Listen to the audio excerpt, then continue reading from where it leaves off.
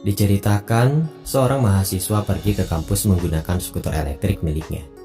Dia adalah Wiso, mahasiswa jurusan teknik yang tidak pandai dalam bersosialisasi. Saat itu, kampusnya mengadakan pameran antar jurusan. Banyak sekali stand dan pertunjukan yang ditampilkan oleh para mahasiswa. Setibanya di kampus, Wiso bertemu dengan kedua temannya yang sedang menjaga stand jurusan teknik. Mereka bertiga menyediakan jasa gratis untuk perbaikan sepeda bagi para pengunjung. Alih-alih menjaga standnya, mereka bertiga malah asyik memainkan robot virtual hingga lupa ada pengunjung yang datang. Di lain tempat, seorang gadis sedang mengikuti lomba panahan berhadiah di kampus itu.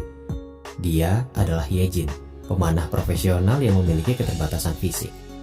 Di balik kekurangannya itu, dia sangat piawai menembakkan panahnya. Hingga saat dia berhasil, pemilik stand yang menyadari Hyejin adalah seorang profesional marah, merasa sudah dicurangi. Namun karena tidak ada peraturan tertulis sebelumnya, hadiah itu pun terpaksa diberikan. Saat Hyejin pergi, kursi roda miliknya tidak bisa dikendalikan. Hal itu membuatnya terus melaju hingga akhirnya tersungkur ke dalam stand jurusan teknik. Wiso yang ada di sana bukannya membantu, tapi malah fokus pada kursi roda gadis itu dan berkata bahwa remote kontrolnya sudah rusak.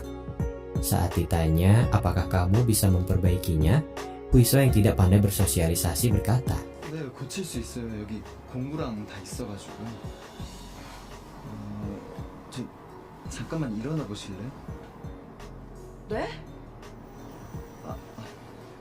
죄송해요. Singkat cerita, Wiso telah memperbaiki controller di kursi roda itu. Hyejin terlihat sangat gembira dan memuji bakat yang dimiliki Wiso. Karena Hyejin tidak mau berhutang budi, dia mengajak Wiso makan bersama dan mentraktirnya sebagai tanda terima kasih.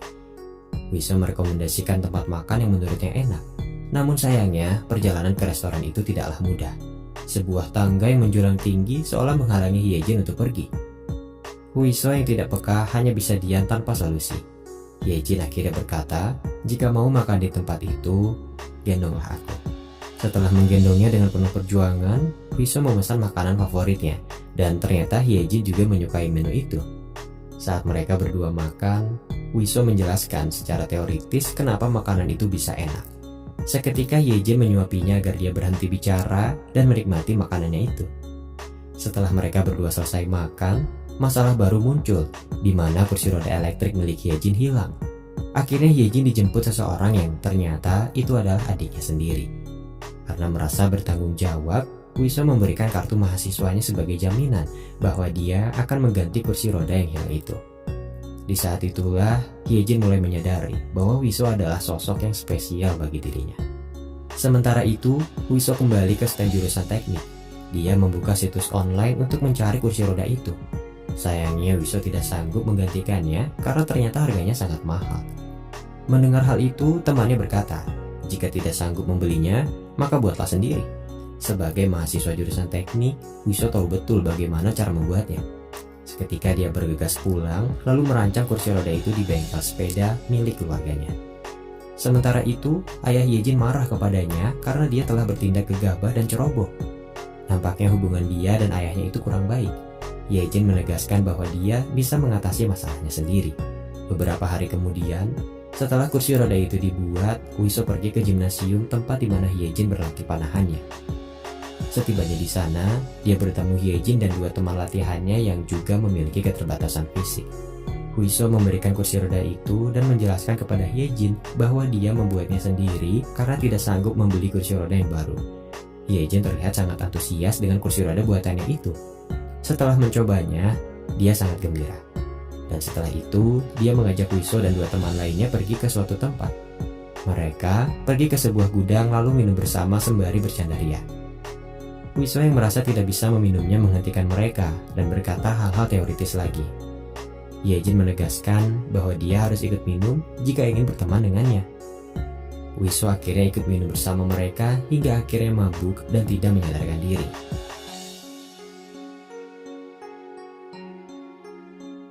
Hyejin mengantarnya pulang dengan taksi online. Di sana dia bertemu dengan kedua orang tuanya Wiso yang sedang memperbaiki sepeda. Hyejin merasa bersalah karena sudah mengajak Wiso minum bersama. Namun sang ibu menjelaskan bahwa dia sangat senang karena berkat Hyejin, anaknya itu bisa bersosialisasi selayaknya pria pada umumnya. Belum sempat mengobrol lama, Hyejin harus pergi karena pelatihnya sudah menunggu. Keesokan harinya, jurusan teknik dan elektro di kampus Wiso akan mengadakan pertandingan airsoft gun. Karena kekurangan pemain, Wiso mengajak Hyejin untuk bergabung ke dalam timnya itu. Singkat cerita, jurusan teknik berhasil memenangkan pertandingan berkat bantuan Hyejin yang mengalahkan mereka dengan caranya sendiri. Di malam harinya, mereka pergi berkemah di sebuah taman. Mereka makan bersama, bercanda ria, dan saling bercerita tentang masa lalu. Sejak saat itulah, mereka semakin dekat dan saling mengenal satu sama lain. Setelah itu, Hyejin kembali dihadapkan dengan perilaku sang ayah yang selalu mengatur kehidupannya. Sang ayah bermaksud untuk menjodohkan putrinya itu dengan anak pegawai yang bekerja di toko miliknya. Hyejin sangat yakin bahwa pernikahan itu hanya karena sebuah harta, bukan karena pria itu mencintai dirinya dengan tulus. Hyejin yang merasa dirinya sudah dibuang, marah, lalu kemudian pergi. Ternyata Hyejin pergi menemui Wiso di rumahnya. Setelah mencoba teknologi VR, dia merasa terhibur dan suasana hatinya kembali ceria. Tidak lama dari itu, dia berkata bahwa dirinya akan sibuk karena dia akan mengikuti seleksi untuk tim nasional panahan. Wiso berjanji kepadanya, dia akan pergi melihat pertandingan itu. Keesokan harinya, Hyejin bertemu dengan ibunya yang sudah lama pisah karena bercerai. Setelah bercerita tentang ayahnya, sang ibu memberinya nasihat untuk membuktikan tekadnya itu kepada ayahnya jika memang ingin hidup mandiri. Hyejin tersadar bahwa selama ini dia belum bisa membuktikan apapun. Oleh karena itulah, sang ayah belum percaya dan belum bisa melepaskan dirinya untuk hidup sendiri. Singkat cerita, hari seleksi pun dimulai. Salah satu temannya Hyejin tiba-tiba mengalami kram otot dan terpaksa pelatih harus membawanya ke UKS.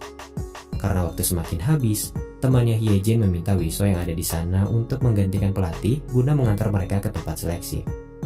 Wiso tiba-tiba menolak dan beralasan bahwa dia harus pergi menemui dosennya. Hyejin paham dan membiarkannya pergi, karena dia tahu Wiso tidak bisa menyetir akibat trauma yang dialaminya di masa lalu. Setelah kejadian itu, Wiso menjadi termotivasi untuk berlatih mengendarai mobil dan menghilangkan rasa takutnya. Teman satu jurusannya membantu dia sebisa mungkin hingga akhirnya dia berhasil mendapatkan lisensi mengemudinya. Beberapa hari kemudian, Hyejin sudah memenangkan seleksi di babak pertamanya. Tidak lama dari itu, Wiso datang dan mengejutkan Hyejin karena dia sudah bisa mengendarai mobil seorang diri. Bagi orang lain, bisa mengendarai mobil itu adalah perkara yang mudah. Tapi bagi Hyejin, itu merupakan perkembangan besar yang sudah dilalui Wiso sejauh ini. Saat mereka pulang berdua, sebuah mobil mengagetkan Wiso dan membuatnya kehilangan kendali. Saat itu terungkap bahwa Wiso mengalami trauma ketika dia diganggu dan dikurung oleh teman masa kecilnya di dalam loker. Itulah sebabnya kenapa dia menjadi takut saat berada di ruang sempit. Itu juga yang menjadi alasan kenapa dia sulit bersosialisasi selama ini. Mereka berdua selamat dari kecelakaan. Namun, Wiso harus dibawa ke rumah sakit karena serangan panik yang dia alami. Hyejin menangis karena dia merasa bersalah. Ibu Wiso menjelaskan bahwa putranya itu baik-baik saja. Dia juga mengucapkan terima kasih kepada Hyejin karena sudah merubah kehidupan putranya. Tidak lama dari itu, ayah Hyejin datang ke rumah sakit dan meminta putrinya untuk menjauhi Wiso. Sang ayah menegaskan bahwa Hyejin membutuhkan seorang pria yang sehat secara fisik dan mental, tidak seperti Wiso. Di saat yang sama, Wiso tidak sengaja mendengarkan percakapan mereka dari kejauhan. Menyadari ketidaksempurnaannya itu, Wiso meminta Hyejin untuk tidak saling bertemu lagi. Wiso menjelaskan bahwa itu adalah jalan yang terbaik untuk mereka berdua. Hyejin patah hati, begitu juga dengan Wiso yang sebenarnya tidak ingin berpisah darinya. Dan singkat cerita, tiba saatnya bagi Hyejin untuk menyelesaikan seleksi di babak terakhir.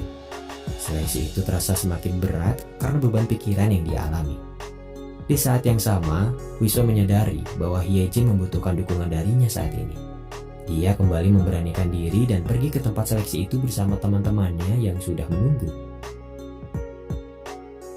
Setibanya di sana, Wiso bergegas menemui Hyejin dan berkata bahwa dirinya tidak akan lari lagi dari rasa takutnya. Dia juga berkata ingin selalu berada di sisi Hyejin dalam situasi dan kondisi apapun. Saat pertandingan dilanjut, Hyejin kembali mendapatkan semangatnya. Satu persatu anak panahnya terus mengenai target, hingga akhirnya Hyejin dan lawannya dinyatakan seimbang karena poin yang mereka miliki sama. Di kesempatan terakhirnya, Hyejin menyerahkan seluruh kemampuannya dan memenangkan seleksi tingkat nasional tersebut. Keluarga dan temannya turut berbahagia. Dan singkat cerita, hubungan Hyejin dan ayahnya semakin baik. Adik Hyejin diceritakan pergi ke luar negeri karena dia mendapat beasiswa pertukaran pelajar. Wiso akhirnya menikahi Hyejin setelah dia lulus menjadi seorang insinyur. Film ini diakhiri dengan kebahagiaan ketika Wiso, Hyejin dan teman-temannya pergi makan bersama di restoran favorit mereka.